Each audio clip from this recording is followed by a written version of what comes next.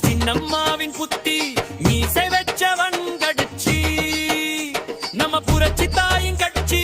வீரமுள்ளவன் கட்சி நம்ம வீர தாயின் கட்சி